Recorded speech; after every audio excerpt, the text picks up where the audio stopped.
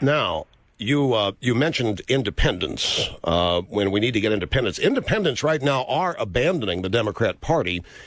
They did so in New Jersey. They did so in Virginia. And the White House pretty much proves this because the White House was out prior to the election saying, Republican Party identification in polls is as low as it's ever been.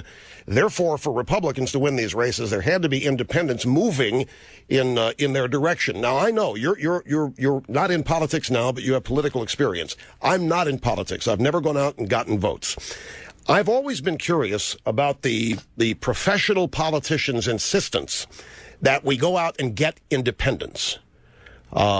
Sure, you want to show up the base, but with these magical, whatever it is, 20% of people that are not identified or do not self-identify themselves with either party, what's the way to get them?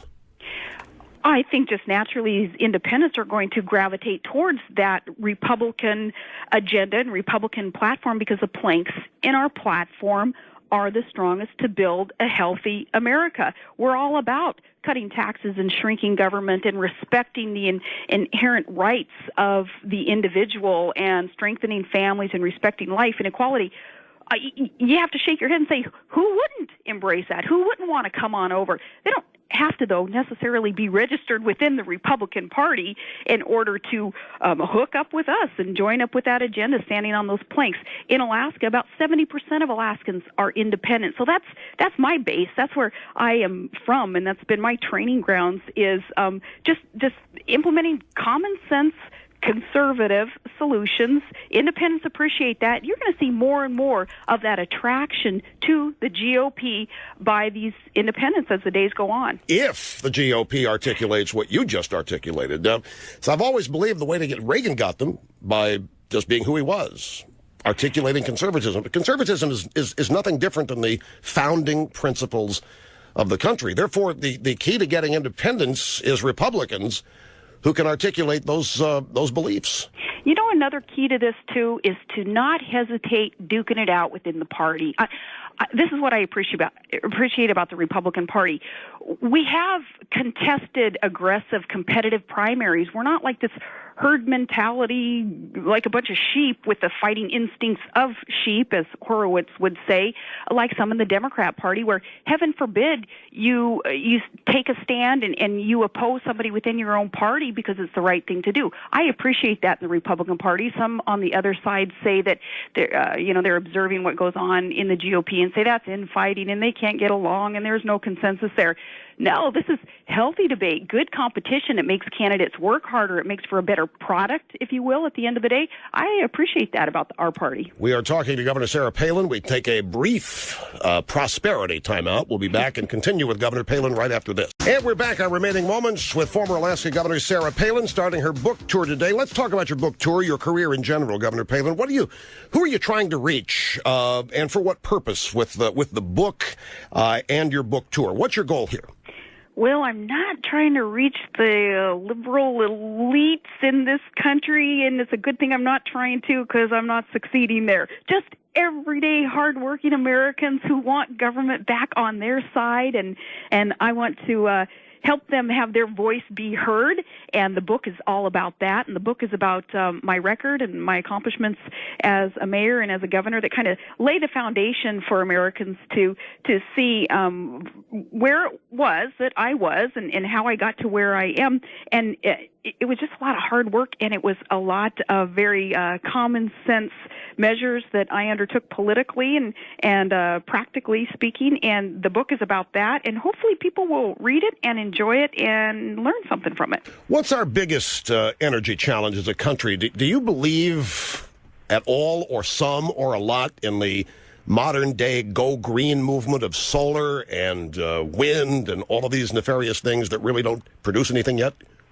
I think there's a lot of snake oil science involved in that, and somebody's making a whole lot of money off people's fears that the world is... It's kind of tough to figure out with the shady science right now. What are we supposed to be doing right now with our climate? Are we warming or are we cooling? I don't think that Americans are even told anymore if it's global warming or just climate change. And I don't attribute all the changes to man's activities. I think that this is, in a lot of respects, cyclical, and the Earth does cool and it warms. And our greatest challenge with energy is that we're not tapping into the abundant domestic supplies that God created right underfoot on American soil and under our waters. It's ridiculous that we are circulating hundreds of billions of dollars a year in foreign countries, asking them to ramp up production so that we can purchase it from them, especially from the regimes that can control us via energy, using it as a weapon against us potentially. It's nonsense that this administration and past administrations haven't really understood yet that inherent link between energy and security. And I think more and more Americans are waking up to the fact, though, and we will hopefully see changes there soon. Vice President Biden chided you, saying it's a little bit more complicated, Governor Palin, than drill, baby, drill, which is one of your chapter titles. What's complicated about drilling for oil? Exactly. What is complicated about tapping into abundant, safe domestic supplies that could provide stability for our country and security for our country? I know Alaska has the billions of barrels of oil underfoot, and we have the natural gas that's waiting to be tapped too, and other states do too. It's not that complicated. It's political, and that's what the shame is in this, is that for political reasons we're not allowing to tap these domestic supplies. What are your thoughts on the congressional health care reform bills going through the House and the Senate? Well, we don't really know, do we, what's in that Senate version, the Senate consideration. It will be soon, but we have no idea of costs. We don't know how many will be insured. We're waiting to hear all that. We don't know if the tax funding of abortions will be in this new version that's sitting over on the Senate side. We don't know if those who choose not to purchase this government-mandated level of coverage will face jail time as punishment. There are so many questions unanswered. I don't like the idea in general of the federal government thinking it needs to take over health care, which essentially this is, and control 1/6 of our economy, not when there are common sense solutions to meeting health care challenges in our country, like allowing the intra and interstate competition with insurers, tort reform, cutting down on the waste and fraud that the Obama administration insists if we just did that, we'll pay for this $1.some trillion health care reform package. So lots of common sense solutions that need to be plugged in before ever considering federal government taking it over. You mentioned earlier you wanted to talk about national security, that you hoped it came up. Well, here it is. What do we face? What are our threats? And are we prepared or not? Well, I think domestically, a threat that we're facing right now is the dithering and hesitation in sending a message to the terrorists that we're going to claim what Ronald Reagan claimed. Our motto is going to be, we win, you lose.